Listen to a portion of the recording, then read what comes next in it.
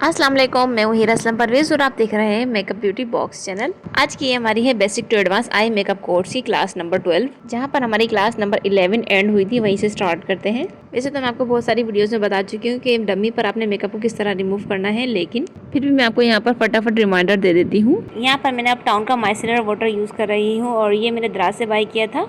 इसकी 10 ड्रॉप्स मैंने clean fabric पर लेकर इसको फैब्रिक की वजह से रिमूव कर रही हूँ। आप देख सकते हैं कि जो हमारा मेकअप वो कितनी आसान तरीके से रिमूव हो रहा है। अच्छा, आपने फैब्रिक का ध्यान रखना है, जो इससे आप यूज़ कर रहे हैं मेकअप रिमूव करते हो उस पर जो है मेकअप लग जाएगा सारा आपका। तो आपने जगह चेंज करती रहनी है, फैब्रिक की क्लीन हिस्सा आपने यूज़ करना है बार बार जब तक आपका मेकअप सही से रिमूव ना हो जाए। यहाँ पर आप देख ही सकते हैं मैं कितनी जगह चेंज करके अपने मेकअप को रिमूव किया है। अच्छा, लास्ट में दूसरा मैं मेकअप रिमूवर आपको दिखा रही हूँ जो हमें इसी डमी के साथ मिला है। तमाम मेकअप रिमूव करने के बाद लास्ट में मैं इस मेकअप रिमूवर से एक मरतबा लास्ट में जो है क्लीन करती हूँ अपनी डमी को, क्योंकि ये मेकअप रिमूवर बहुत ही नीट एंड क्लीन लुक देता है। आई होप आप सबको मेकअप रिमूव करना आ गया होगा। अब चलते हैं अपनी क्लास नंबर 12 की तरफ। जो स्टूडेंट्स तरतीब वाइज मेरी वीडियोस को वॉच कर रहे हैं और प्रैक्टिस कर रहे हैं उनको तो मालूम ही होगा कि हमारा कट क्रीज आई मेकअप चल रहा है, जिसमें मैं आपको different cut crease eye makeup सिखा रही हूँ। अब सबसे पहले मैं अपने डमी पर क्रायोन की tube paint stick F1 number apply कर रही हूँ। अब लिए है मैंने हुदा ब्यूटी की न्यूड आई शेडो पैलेट। इसमें से मैं डार्क ब्राउन कलर को पिक करूंगी।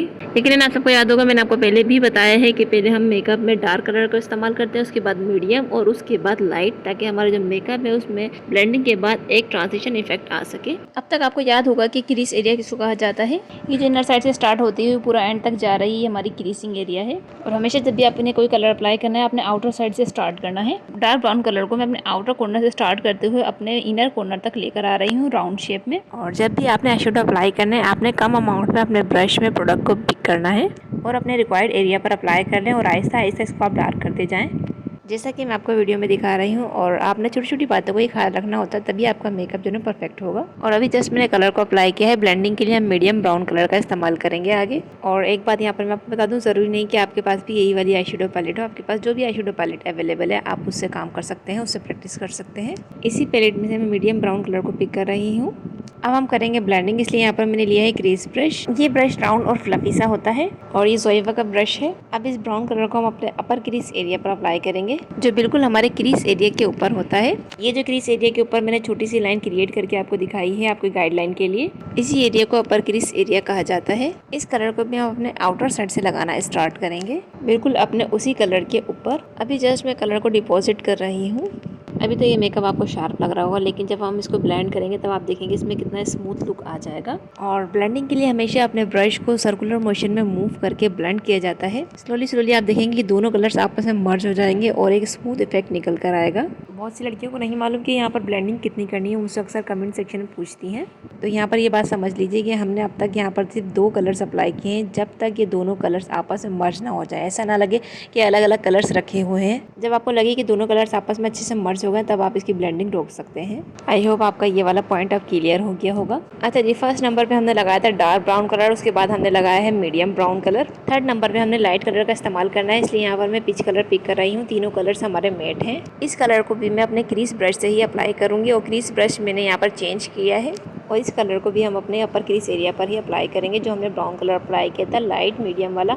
और तीनों कलर्स हम आपस में इतना अच्छे तरीके से आपने ब्लेंड करना है कि तीनों कलर्स आपस में मर्ज हो जाएं और एक ट्रांजिशन इफेक्ट निकल कर आए। अब आप देख सकते हैं कि हमारे मेकअप में कितनी स्मूथनेस आ गई है। अच्छा जी, ब्लेंडिंग तो हमारी यहाँ पर कंप्लीट हो गई है। अब हम अपने नेक्स्ट स्टेप की तरफ चलते हैं। अब हम करेंगे कट क्रीज। इसके लिए लिया है मैंने फ्लैट सा ब्रश। आपने भी कट क्रीज के लिए हमेशा फ्लैट ब्रश का ही इस्तेमाल करना है। अच्छा जी, कट क्रीज के लिए यहाँ पर मैं क्रायोन की tube paint stick F1 number use कर रही हूँ। और कट क्रीज के लिए आप फाउंडेशन या कंसीलर का भी इस्तेमाल कर सकते हैं, लेकिन मैं आपको रिकमेंड नहीं करती, क्योंकि कंसीलर और फाउंडेशन लिक्विड फॉर्म में होता है। लिक्विड फाउंडेशन अगर आप अप्लाई करेंगे कट क्रीज के लिए तो वो फैलेगी। अच्छा जी, यहाँ पर मैं आपको दिखा रही हूँ काशिश का grace and Glimora highlighter. Previous class में हमने अपनी कट क्रीज इससे करी थी। आप इस हाइलाइटर या फिर इंटरफेरी शेड से भी कट क्रीज कर सकते हैं, जैसा कि मैंने आपको प्रीवियस क्लास में सिखाया था। लेकिन असल में कट क्रीज इस तरह की जाती है जिस तरह मैं आपको अब सिखा रही हूँ। कट क्रीज करना आपने इनर साइड से स्टार्ट करना है और अपना जो पूरा क्रीज एरिया उसको हम डिफाइन करेंगे एंड तक राउंड शेप में, और इसको हम शार्प रखेंगे। जिस तरह आपको ये लाइन दिख रही है, ये जो राउंड सा टेयर डक वाला हिस्सा है, इसके ऊपर से मैं कट क्रीज बनाना स्टार्ट कर रही हूँ।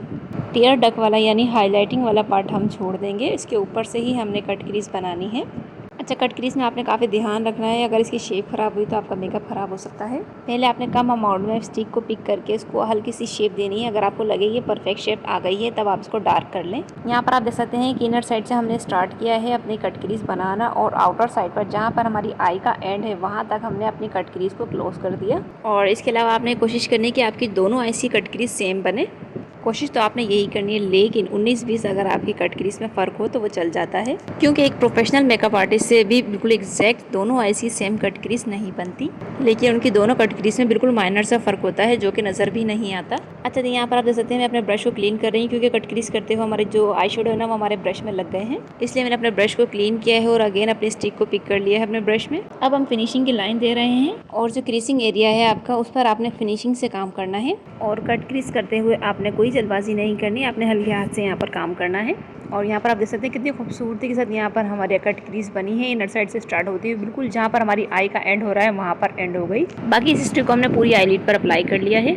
अब मैंने लिए 7 कूल की प्रेस ग्लिटर पैलेट। इस तरह के जो प्रेस ग्लिटर्स होते हैं इसको आप डायरेक्ट भी अप्लाई कर सकते हैं और ग्लिटर ग्लू की मदद से भी। और इसमें से जो मैंने कलर पिक किया है वो है व्हाइट। अच्छा जी, इन ग्लिटर्स को मैं जस्ट अपने कट क्रीज एरिया के अंदर हेते हुए ही अप्लाई कर रही हूँ। और अगर आपने अपने ग्लिटर्स को लॉन्ग लास्ट बनाना है ताकि ये डस्ट ऑफ ना हो, तो आपने इसको अप्लाई करने से पहले जो है ग्लू लाजमी लगाना है। ग्लू आप कैसे अप्लाई कर सकते हैं मैंने आपको प्रीवियस क्लास में अच्छे से समझाया है। मैं इसको डायरेक्ट अप्लाई कर रही हूँ, डायरेक्ट भी इजीली स्टिक हो जाते हैं क्योंकि ये प्रेस ग्लिटर्स हैं। और ध्यान रखिएगा कि ग्लिटर्स आपके कट क्रीज एरिया के अंदर ही लगे। अच्छा जी, अब मैंने लिया काशिश का ग्रेस एंड ग्लैमोरा हाइलाइटर, इसका शेड है आइस कोन। यहाँ पर मैंने अपने ब्रश को सिंपल वाटर में डिप कर लिया है। उसके बाद मैं हाइलाइटर को पिक कर रही हूँ, इस तरह जो हमारी हाइलाइटर की शाइन है ना वो डबल हो जाती है। अच्छा जी, यहाँ पे आप देख सकते हैं कट क्रीज की जो नीचे वाला एरिया आपको दिख रहा है ये कहलाता है ब्रोबोन एरिया। इस ब्रोबोन एरिया पर हम हाइलाइटर को अप्लाई करते हैं, और ब्रोबोन से लगाना मैं यहाँ पर मैंने स्टार्ट किया है, और आउटर साइड पर मैं इसको लेकर जा रही हूँ। और साथ हम टेयर डग जो आपको राउंड सा दिख रहा है इस एरिया पर भी हम हाइलाइटर को अप्लाई करते हैं। इससे हमारी आंखें ना खुली खुली लगती हैं। और आपने जस्ट हाइलाइटर लगाकर छोड़ नहीं देना, आपने इसको ड्राई होने के बाद अपने फिंगर की मदद से ब्लेंड कर लेना है, ताकि जो इसके हार्ड से एजेस आपको नजर आ रहे हैं वो सॉफ्ट हो जाए और एक स्मूथ इफेक्ट निकल कर आए। सेम इसी तरह आपने इनर कॉर्नर पर भी इसको ब्लेंड कर लेना है। आप देखेंगे ये भी कितने अच्छे तरीके से ब्लेंड हो जाएगा। अब बारी है आईलाइनर की। यहाँ पर मैं बिल्कुल थिन सी लाइनर की लाइन अप्लाई करूंगी अपने अपर रिम पर। अच्छा, आईलैशेस अप्लाई करने से पहले आपने जो ना थिन सी लाइनर की लाइन जरूर क्रिएट करनी, क्योंकि जो अगर आपकी जो लेशेस हैं वो ज़रा भी ऊपर नीचे लगी हैं, अगर वो गैप आ जाए आपकी रियल लेशेस और आपकी फेक लेशेस में, तो बीच से आपकी स्किन नज़र आती है जो कि बहुत ही अजीब लगती है। अगर आप इस तरह का लाइनर अप्लाई कर लेंगे थिन सा, तो वो आपका जो गैप अगर आ भी जाए बाय मिस्टेक तो वो ये लाइनर कवर कर देगा। और अब मैं यहाँ पर 7 कूल का रेड ब्लश अप्लाई कर रही हूँ, और जितने भी हमारी डमी के गाले सिर्फ उसी पर ही मैं ब्लश अप्लाई कर सकती हूँ अनफॉर्चुनेटली। अब बारी है हमारे फेवरेट पार्ट की, यानी कि हाइलाइटर, जो कि सभी लड़कियों को बेहद पसंद होता है। और हाइलाइटर मैं हमेशा जो ना ऑडबो का रिकमेंड करती हूँ अपने व्यूवर्स को। अच्छा, बहुत से क्लाइंट जैसे आते हैं जिनको जो ना लोअर रिम पर मेकअप नहीं पसंद होता, तो आप जो लोअर रिम पर मैं आपको अब सिखा रही हूँ आप ये वाला पार्ट स्किप कर सकते हैं सिर्फ उन क्लाइंट्स पर। और लोअर रिम पर मैंने सबसे पहले वही डार्क ब्राउन कलर अप्लाई किया है, उसके बाद मैंने वही पीच कलर अप्लाई करके ब्लेंड कर दिया है। और अंडर आई पे मैंने व्हाइट पेंसिल अप्लाई की, क्योंकि व्हाइट पेंसिल से हमारी आंखें बड़ी बड़ी लगती हैं। और लेशेस यहाँ पर मैं लगाऊंगी DA14, ये मैंने दराज से बाय की थी। और लेशेस में हमेशा स्वीट टच का यूज़ करती हूँ, ये मेरा फेवरेट लेश ग्लू है। और लेश के बेंड पर आप देख सकते हैं बिल्कुल थिन सा हमने ग्लू अप्लाई किया है। और लेशेस लगाने के लिए आपने हमेशा अपनी लेश को जो ना सेंटर से होल्ड करना है, उसके बाद आपने अपने अपर रिम पर इसको रख देना है।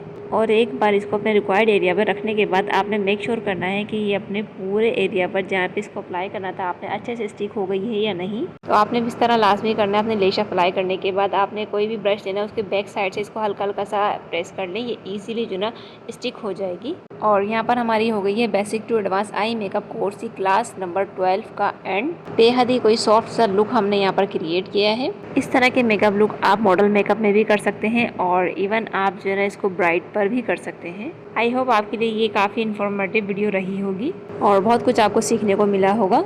और यहाँ पर मैं आप सबको बता दूं कि बहुत सी लड़कियाँ ऐसी हैं जो सिंसियर हैं अपने करियर को लेकर, तो वो लड़कियाँ हमसे सीख भी रही हैं, प्रैक्टिस भी कर रही हैं और हमें काम भी चेक करवा रही हैं, और वो आगे भी बढ़ रही हैं और इसके अलावा अर्न भी कर रही हैं, और वो भी घर बैठकर। तो आप सब किस चीज़ का वेट कर रही हैं? जी हाँ, आप ही की बात कर रही हूँ। अगर आपने अब तक हमें क्लास 1 से फॉलो नहीं किया है तो आपने क्लास 1 वॉच करनी है, उसके बाद 2, उसके बाद 3। आपने इस तरह तरतीब से क्लासेस वॉच करेंगे तो आपको समझ आएगा। अच्छा जी, इसके अलावा कोई ऐसा पॉइंट जो हमसे इस वीडियो में मिस हो गया है लेकिन लेकिन आपके जहन में, तो आप हमसे कमेंट सेक्शन में पूछ सकते हैं।